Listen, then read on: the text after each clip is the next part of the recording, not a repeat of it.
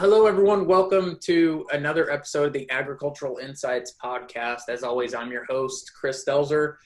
Today we have Brooks Hitzfield joining us, and he is the founder of GrazeCart along with some other members of his family. And you also own and operate, I don't know if own and operate is the right term, but you're part of the Seven Sons Farm as well. Yeah, it's a group show for sure. There's actually seven sons, so just part of the puzzle for sure.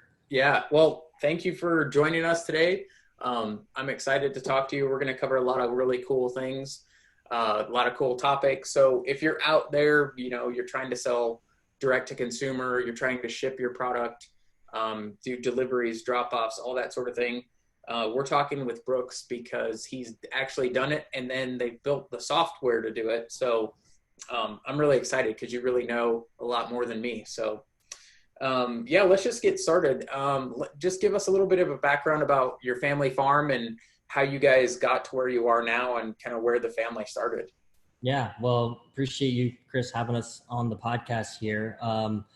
Guess a little bit of background to rewind all the way back. So my parents, they're first generation farmers. Dad, he purchased the farm here in the late 70s. So we're based Northeast Indiana, just north or south of a little town called Fort Wayne. And back at that time, my parents, they started out very conventionally. So he bought the farm from an existing person who had a confinement hog operation on there, and he had access to some row crops that he farmed as well. And it wasn't until about the late 80s or so that actually one of our family members had a little bit of a health crisis that got my parents kind of just doing a lot of thinking and looking back and reflecting on how they're raising the products that we raised as well. And just really got them thinking about nutrition and things like that, because we're starting to see that have, a beneficial impact. It was my mom's health. She was diagnosed with rheumatoid arthritis. So they kind of had a paradigm shift during that time. And definitely was not the popular thing to do. But my dad, he got out of the confinement hog business, started converting all of the row crops to pasture. And we're out in the Corn Belt. So very unpopular thing to do in our area. But, it wasn't necessarily a business decision. It was a lifestyle decision for them to do. So fast forward to today, we now raise, it's mostly it's more so of a ranch out here in farm country. So we raise grass-fed beef. There's about 400 head that we finish here on our farm. And then we have a network of producers who help us with the additional supply that we market as well. About the same number of hogs that we'll finish out on pasture. And then there's a laying hen enterprise as well. There's about 10,000 laying hens on the farm. So those are kind of the three main proteins that we have focused on and have focused on scaling. And fast forward to today, our main markets we have a little wholesale business that probably accounts for 10% of what we do. But then the rest of it, probably 80%, all goes direct to consumer through our e-commerce business. So it's all sold online. We deliver to remote curbside pickup locations. We'll ship it through local couriers, FedEx and UPS. So now we're grateful to serve a customer base of over 7,000 consumers. But it definitely did not start out that way. It's been a challenging road for sure. And in fact, when my parents made that transition from row crops to what we're doing now, they had a lot of enthusiasm, they had a lot of belief in what they were doing, but it was definitely a struggle. They when they converted the row crops, started planting grass and putting animals out on pasture, we got to about our third year to where we had product in the freezer, but then we had no customers back then. And this whole direct marketing thing, it was really confusing to us, didn't make a lot of sense. And there was a lot of challenges along the way. So we call that our third year struggle. So we had a lot of started out with an idea, right? We had a lot of passion behind it. And then we were stuck in that third year struggle for probably, we like to say about five years or so. Yeah. And it was difficult for us. We started out at farmers markets, same as everybody else. The problem with that is that, it was difficult for us to scale. You're really still just trading your time for what you're doing. And, farmers markets have a little bit more perceived saturation with them as well, just because of the other vendors who could be there selling similar product to just a small group of customers. Yeah. And then we started doing freezer beef, selling custom wholes and halves and things like that. But really, all of that just was a very, very slow growth to us. And now if we reflect back on it, probably the biggest thing that has led us out of that third year struggle was actually just sitting back and focusing on serving our customers and focusing on their convenience. Because, consumers are used to just buying from the grocery store. There's a lot of consumers who would like to buy locally and directly from the producer. But a lot of times it's too difficult to get access to the product. Right. And that's where we found ourselves. We were selling freezer beef by the hanging weight, trying to convince our customers to pick up at the processor on a specific date and time and give us a deposit ahead of time. And it's way too confusing and inconvenient. So when we started selling online and focusing on our customers' convenience, that's when it really started to turn around for us. So we started online marketing probably about probably in 2008, so pretty early, which was helpful for us because that was kind of the early days of buying food online. But as we started to gain exposure on the internet and we focused on making our products more accessible to our customers, we started doing curbside pickups and things like that. And it really gave our business wings. And that's where we started to see things turn around for us. Okay, very cool. So it seems like, you mentioned just the convenience aspect is really important. So other than curbside pickup, like how else are you making it convenient for your customers to buy from you? Obviously, you've got the online website, so you can take orders 24/7. You don't have to actually talk to someone. No one on your team is actually taking an order over the phone or something like that. So I'm sure that helps things. But what are some of the other convenience factors? Yeah, just thinking, for us, when we first started selling online,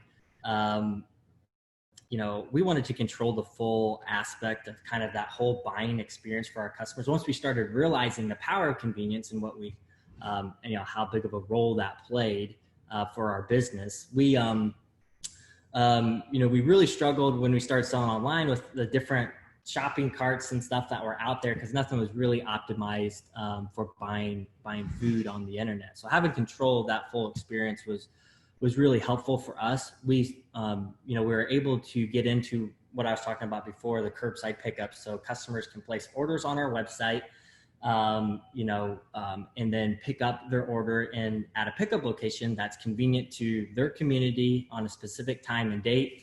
And there wasn't a lot of, when we were getting started, there wasn't a lot of shopping carts that allowed you to kind of handle the whole scheduling side of things, the email communication, making sure that everyone was fully aware of what this process looks like.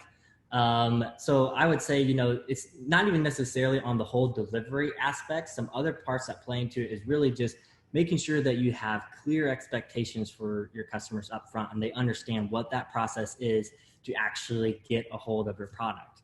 Right. When we're doing it and we're first starting, we're very close to our business. We have a very good understanding of what the process looks like. But for someone who's just learned about us for the first time, it's not the case. So we struggle with the curse of knowledge. And sometimes when you start and you build your first website, it's very easy to forget and put yourself in your customer's shoes to help them understand what does that full buying process look like. So, communication is a big aspect for us on the website, making sure that the user experience on the website is as simple as possible. We say that we want our website to pass the grunt test. So we want basically, someone who's 10 years old who can just get on the website and it's intuitive to them. They can go through that ordering process and it all makes sense.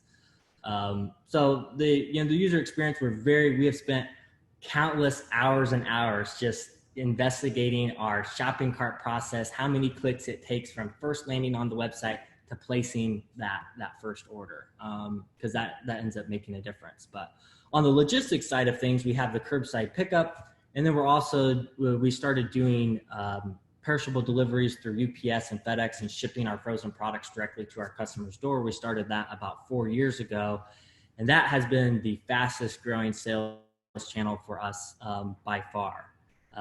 Because again, when you think about it and what consumers are used to, they're used to just having to go to the grocery store. So having it delivered Right. to their home, the ultimate place of convenience. Yeah, that's like an Amazon level convenience, like ordering something from Amazon and getting it a couple days later. So that's awesome. Now let's go into GrazeCart. I mean, because we've kind of mentioned GrazeCart, so like it seemed like you guys were using patchwork softwares and processes here and there to kind of do all that fulfillment and order process. So, I mean, how did GrazeCart come about? I'm just assuming it's from the frustration that you guys were going through, and give us a little bit more insight into GrazeCart. Yeah. So really, kind of the first challenges that we ran into when we started selling online was there's a few common ones. We're set up, selling frozen meat products, right? So you go to a butcher shop, you're normally paying for steaks and roasts and muscle cuts by the pound, and there was no shopping cart system that really had a good system to handle that. So we're losing a lot by having to just guesstimate our weights. And then there's always that customer expectation too when they're buying your steak products online. And even if you try to communicate there's a variance, not everyone's going to read that. So we needed something to be able to bridge that gap. And then of course, when we're, started doing the curbside pickups as well, there was that whole communication piece that tied into it. And there was clear that there was no solution out there that was really set up for meat producers or for farmers. So we got really lucky when it came to building the tool. That was originally our goal, was just to build a proprietary tool for our own business, never for it to exist as its own solution for other folks as well. But we knew we needed something. So we went to development companies, told them what we were trying to do, and we got quotes for, 6 figures plus. And that definitely was not in the budget for us. So we were fortunate. We had a family friend who was just techie. He was just kind of getting into some basic development, and he took a crack at it. He wanted to give it a try, and it was a way for us to kind of subsidize the cost with low cost development, because he was definitely learning and kind of self-teaching his way through building the system. And that was about 7 years ago when we first started the project. And it took about a full 3 years before we were actually able to arrive at a solution that we were really, really happy with. So we rebuilt it about 3 different times, because you get going and then you look kind of at that foundation you built. And then our developer was just learning and learning. So we kind of started over with a new foundation about 3 years ago. And that's what the current platform is today. And then we've done, kind of the genesis for how it turned into a web application for others to use. We've done consulting for quite a few years for our own business. Just people will come to the farm here, want to see what we're doing, what we've done on the direct to consumer side, and kind of what's led to some of the growth we've had. And we compiled this waiting list of people who they were asking, what are you doing to sell online? So then finally we did the shrug, and we said, why not? We're developing this solution. Let's just go ahead and make it available to others for a monthly license fee. So that's what we did. We never thought that it would exist kind of as its own business with its own team like it is today. But we're grateful for it. We tell everybody we have an accidental software company. So yeah. It was never meant to be. But today there's about 380 users who are using the system for their operations in North America. So that's farmers, mostly people selling meat products, butcher shops, some fisheries, and even some private mom and pop grocery stores as well. Very cool. That's awesome. Yeah, sometimes the best ideas you stumble upon accidentally, but it's good to hear that you've iterated over the years and continue to improve the software. So that's awesome. Yeah, I think what makes it the most unique is that from our perspective is we're building software kind of the opposite way software is normally built, right? And that's how most businesses start. You start by trying to solve a problem, and if you solve a big enough problem that other people have, then there's an opportunity with it. But for us, by the time we made the platform available to others, it was already very robust and kind of a mature product, because it was working. It was working for our business, which is the opposite of how you normally would a software business would start. Normally it starts with some investors and a handful of developers, and you try to keep the resources to a minimum, right? So you try to write as few lines of code as possible. Then you put all this marketing and you hire salespeople to try and make the most of that tool so you can so the business can continue in return for stakeholders. And normally your investment then is going to pay for that marketing and advertising. So we're grateful that the platform has grown to what it is today. But there's still there's almost all of our budget is going towards development. There's still not a single salesperson, but it's just grown through word of mouth because, it's built by obviously a business that has an intimate understanding of what the unique challenges are with selling food and meat products online. Right. Yeah. And someone that's out there listening, they can still sell their food online, but have someone pick it up at the farm store or meet at a drop-off location. You're not necessarily having to put it in a UPS box and ship it out, correct? Yeah, kind of the different, we call them distribution channels that we see our clients do and that we do for our farms. You can get it set up to where you just, a lot of people are just starting out will get it set up to where you're taking pre-orders for pickup at your own farm. That's obviously the easiest way to get going. That's the way we started, with a small little garden shack that we had turned into a farm store. But then we have folks who are doing the curbside pickup models, well, similar to how Joe Salatin has pioneered there in Virginia with his operation. But it's what's really been popular lately has been the direct door-to-door delivery, whether we have operations who are doing their own deliveries with their own refrigerated vehicles, or they ship it through UPS and FedEx. But those are kind of the three different channels. We have folks who run their wholesale business through it as well, because it's set up to do that, because it's what our goal is to provide a system that you can grow with. So you can start out small, you can continue to kind of layer on all these different channels without having to use a new solution for each one. It can all still be in place. All of your sales reports are in one place, so you can quickly get a pulse on the health of your business. Inventory management stays in sync that way. You're not having to manage it in different tools. So we call it omni-channel selling. You'll hear that referred to in the retail market quite a bit. But yeah, those kind of are the four different main channels. But that's the goal, is to be able to keep it all in one place, because that's where the efficiency really comes from for the user. Yeah, that's awesome. That when you use a tool that's built something for a business specifically, like a direct to consumer farm or ranch business, then obviously you're going to have all the features that you need. So that's wonderful. But let's go back a little bit to, I think it was, 2008, you mentioned when you first started selling online. So, what are some of the biggest challenges that you faced? And what are some challenges that others out there listening might face, just so they can kind of be aware of them and start thinking about those? Yeah. The biggest one was probably just coming to the realization that we needed help. We couldn't figure out everything on our own. I mentioned we were in that third year struggle for quite a while. I think it's just kind of the nature of farming. It's a scrappy business, and farmers are scrappy. We figure it out. But for us, selling online early like that in 2008, there, is still and still is today, is still an unorthodox way to buy food products. So there really hadn't been that many people who had pioneered and really scaled, online food e-commerce. So really a lot of places we could turn to for mentorship and advice. But probably the biggest thing that really helped us early on, though, was still just understanding that we needed to invest in knowledge and invest on, trying to figure this all out, and people who had figured it out before, whether it was someone who was doing something similar to us, or even just a different industry who was trying to scale an online business. That was the biggest thing for us.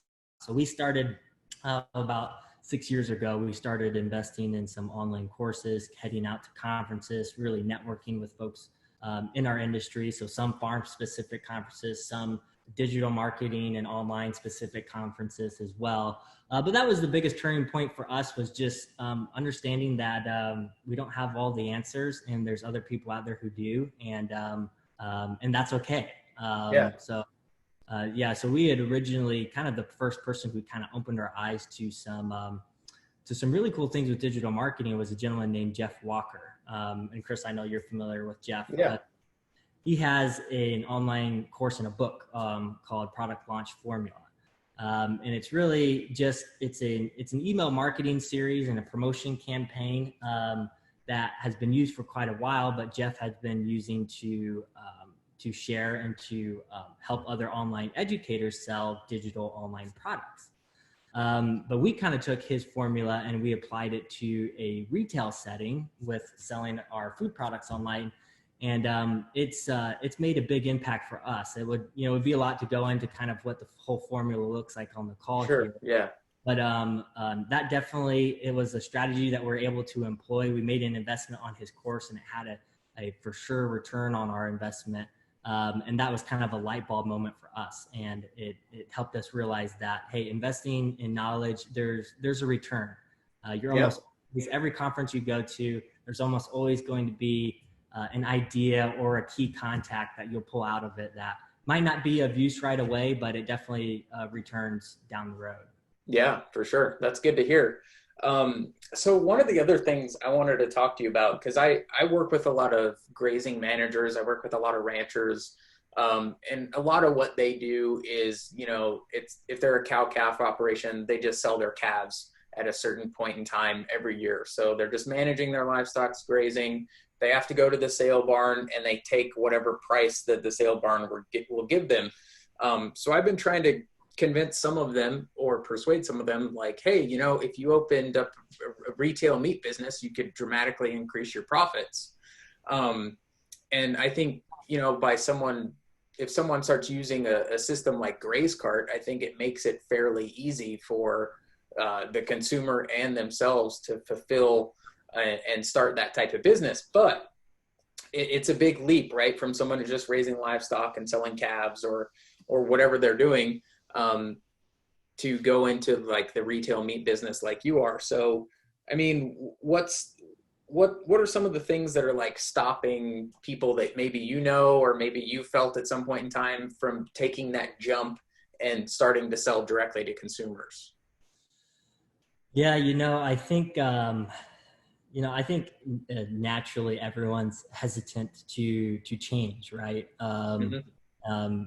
Jumping outside of your comfort zone is not easy, for sure. And I think that's the biggest part of it, because especially when you look at building a direct to consumer business, the things that we all notice are working really well, are things that usually it's just the way it is that, as farmers, we have a bigger learning curve to try to figure out, right? So, selling online, that's, we're seeing a lot of people who are having success with that. Developing a perishable shipping program to deliver your products directly to your customer's door.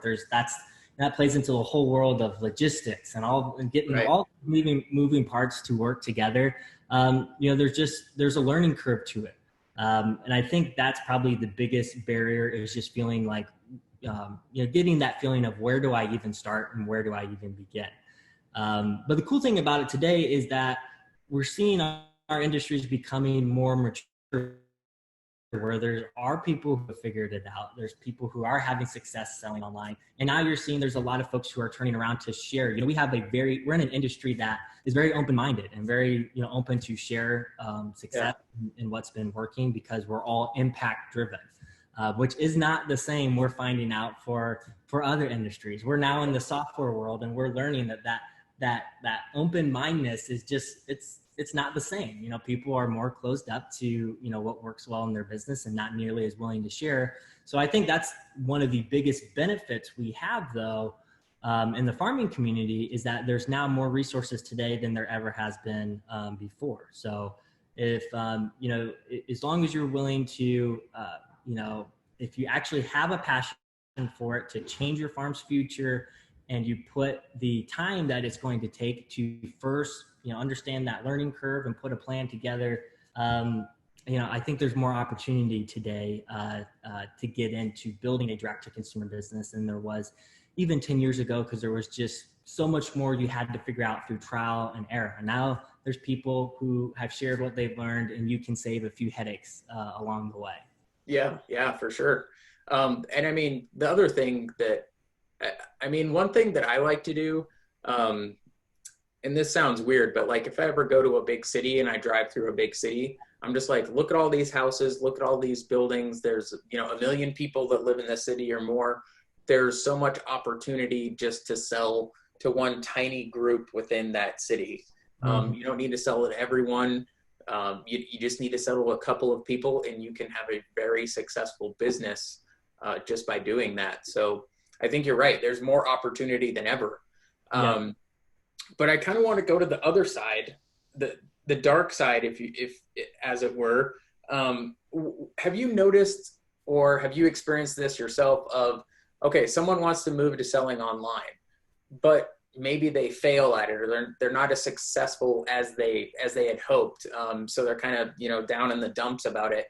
What have you noticed are some of the mistakes or pitfalls or whatever you want to call it of someone who starts to sell online, but maybe they're not successful in doing so? You know, proper expectation, I think, is the biggest thing by far. Understanding that there's not a silver bullet, and it's not going to be easy.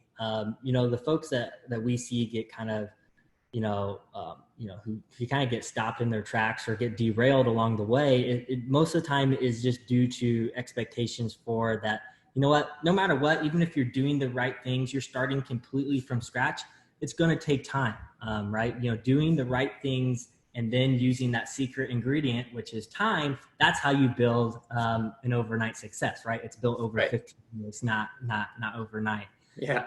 So I'd say that's the biggest thing. You know, we'll hear from folks who will call us up and say, hey, I have, 10 head of cattle who I'm processing here next month. And I'm thinking it's probably time to start my website because I want them sold by the fall.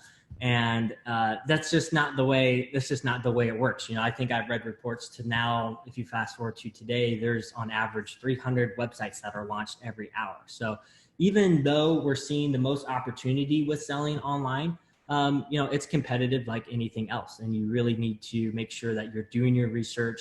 And again, investing in that knowledge, turning to people to advise, turning to your neighbor for advice, to see what are the things that work, what do you need to get right, and then trust in the process of time. Because again, that first year, it's going to be grueling. And but that's why I think it's really important to get started the earlier, the better. So if you know you've made that goal that I want to develop a direct-to-consumer business, if we could go back to starting from scratch, the first thing we would have built, it wouldn't have been fencing, it wouldn't have been planting pasture and buying cattle.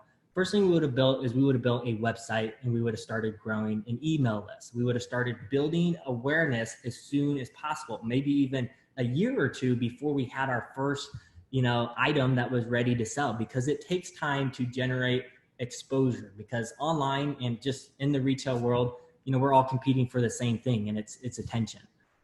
So the earlier you get started to, learn kind of what it takes to do online marketing, kind of really refine telling your story. What is it about you that makes you unique? And what is it about the way you raise your products that benefits your customers? And the better you get at communicating that and telling that story ahead of time, the more likely you are to actually have customers when you have a product ready to sell. Right.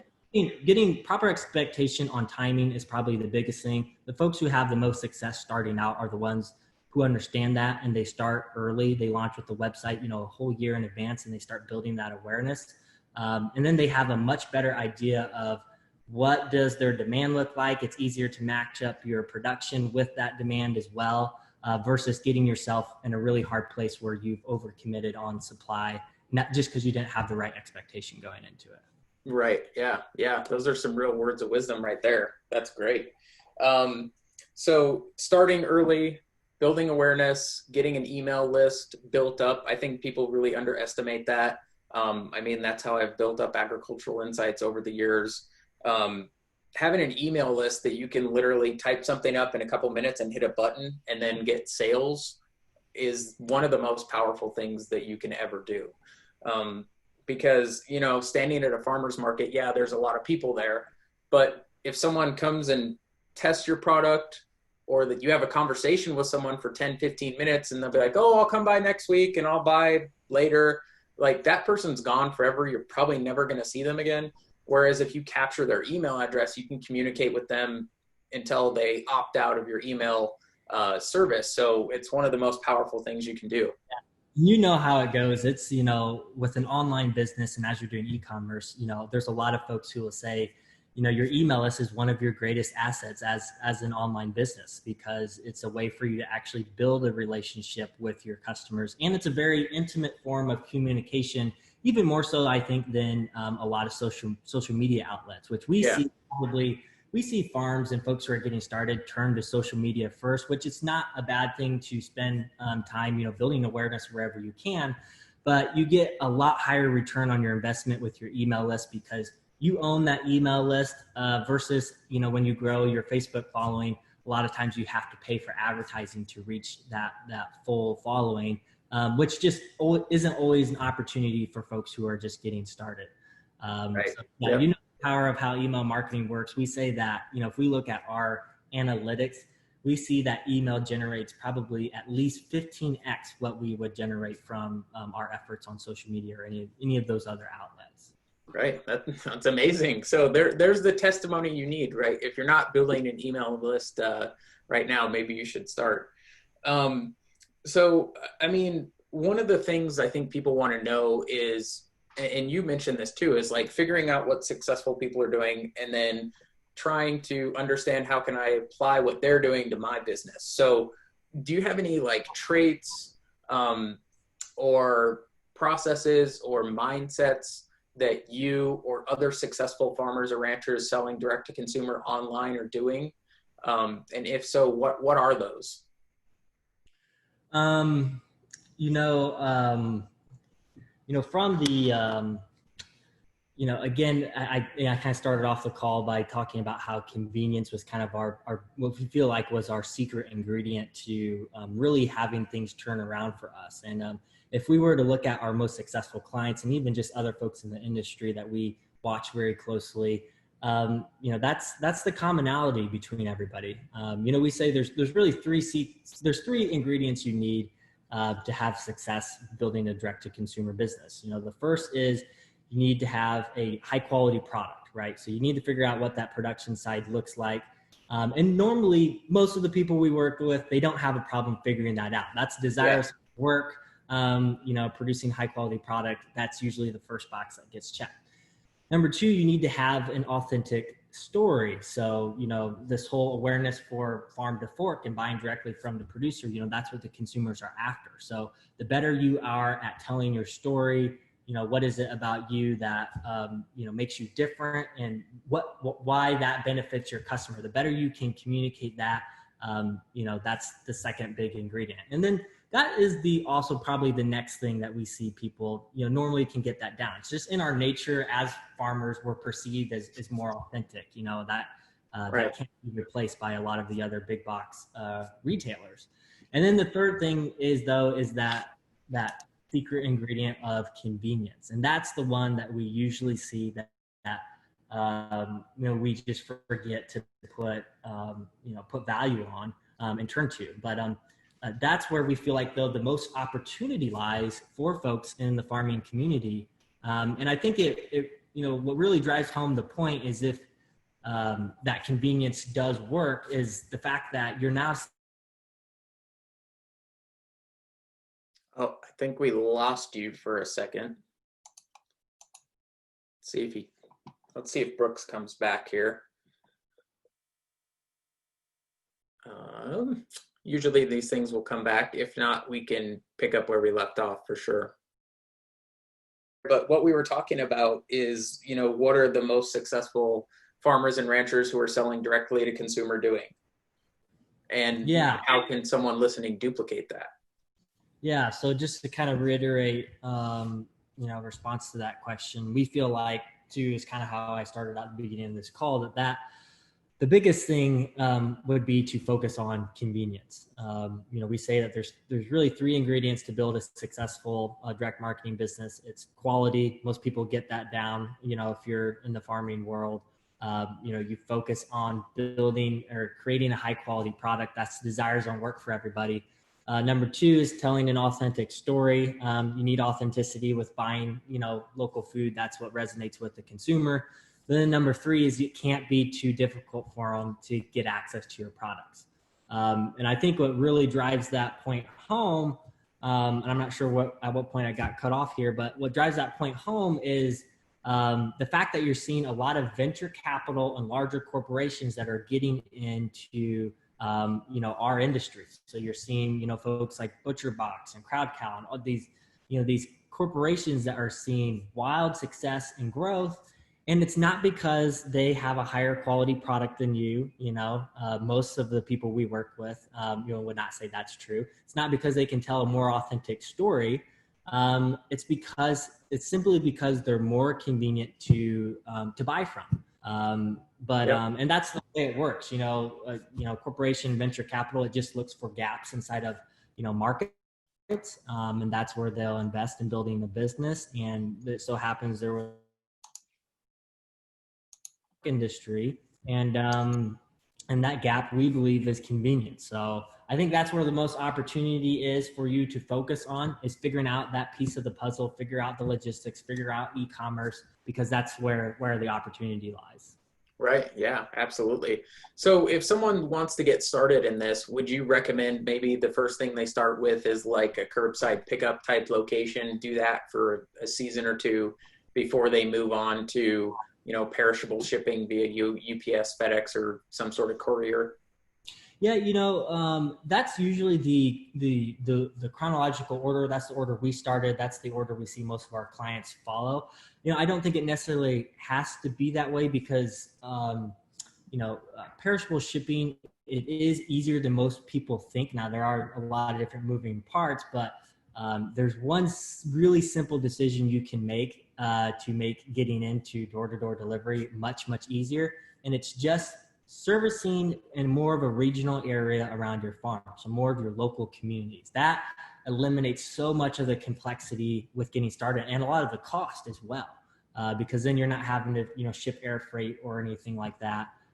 So we're seeing actually a lot of folks who just skip the curbside pickup step and will just go straight to door-to-door delivery because they know that is the most convenient aspect of it for their customers. It also makes the buying process a little more simple on your website as well. The big plus, I think, with curbside pickup today is the fact is that you can, if you start to scale it, it can be your lowest cost distribution model. And sometimes it's easier to build awareness with curbside pickups because you can get on local food forums and local community Facebook groups and things like that, and you can you can post those pickup locations through those outlets to gain a little bit more exposure. So there's online food forums like Eat Wild and Local Harvest and all these different food directories out there. So when you're doing the curbside pickup option, it can be a good way to get more exposure and kind of bootstrap that exposure when starting out, and then maybe make that pivot to home delivery and shipping once you've got more familiarity under your belt with fulfillment and e-commerce and just that whole piece of it in general. Awesome. Very cool. So where can people find out about GrazeCart? How can they sign up? What does that process look like? Because I'm a huge believer in it. I've used it. You gave me very generously gave me a login. So I've been going through GrazeCart and I'm very impressed. So how can people find out more? How can they sign up? And what's the sign up process like? Yeah, so the best way to get started is if you go to GrazeCart.com, there's a demo video. It's about 10 minutes long that gives you a really high level overview of the platform, where we feel like are kind of the biggest differentiators and benefits, much of which we've covered on this call here. But then we don't want anyone to feel like they have to get started without trying it, to make sure that you get all of your questions answered and that it works for your operation before making the final decision. So we do have a 14-day free trial that you can get unlimited access to the platform, so you can explore, play around with the whole system. You can't mess anything up, but that's completely free to get started. No credit card required. Now, if you're watching this though, and you just know that you're not ready to turn to a website and get a shopping cart ready, that's still a ways out. We do try our best to follow up with not just providing software, but just lessons and education that we're learning on our farm as well. So we have an online blog. There's a few online courses on that site that are free to take as well. So if you go to GrazeCart.com, there's a lot of resources that we're sharing just from our perspective, kind of some things that we learn on our end to hopefully save a few headaches for folks who are following a similar path, and things that we're learning from other users as well. Because that's the cool thing. We're starting to develop more of a community as the user base grows, and it just helps everybody get better. Nice. Awesome. Very cool. Well, I don't know if you've got any final words of wisdom before we wrap up the interview, but if you do, I'll let you take over on that. But I would encourage people to go to GrazeCart.com and check it out. But yeah, any other final words of wisdom for the farmers or ranchers watching or listening to this that want to embark on the direct-to-consumer road? The biggest thing, again, and I mentioned it during the call, is just to, I think the biggest thing is to make sure that you find some resources and some mentors that you can turn to and keep in your back pocket during that whole learning curve, and trim as much time off of that learning curve as possible, because that's the cool thing about direct marketing today is there's folks who've really scaled it and they're not afraid to share. So, we're seeing, you probably have a neighbor who's doing this. So ask them, ask if you can visit their farm, if you can pay them for a day of consulting, because that's going to, trim so much time off of your learning curve, and it's going to save a lot of expensive headaches along the way. That's the biggest lesson that we can say, turning back now, that would have helped us made a lot of realizations that we should have made probably a little bit earlier. But we're, you're doing business in an industry where folks are very open-minded. And that's the, again, one of probably the most unique benefits we have being in regenerative agriculture. Awesome. Well, yeah, I wanted to just thank you once again for your time. I know anyone listening or watching this is going to get a lot of value from this, because I already have. I've been taking notes. So yeah, I really appreciate your time, and I hope we can do it again. Yeah, absolutely, Chris. Well, thanks for the call. We enjoy seeing a lot of the content you're sharing out there as well, and what you're doing for your community. So appreciate you having me on the call and giving me a chance to share with your listeners. So yeah, thank you. Absolutely. Take care. All right.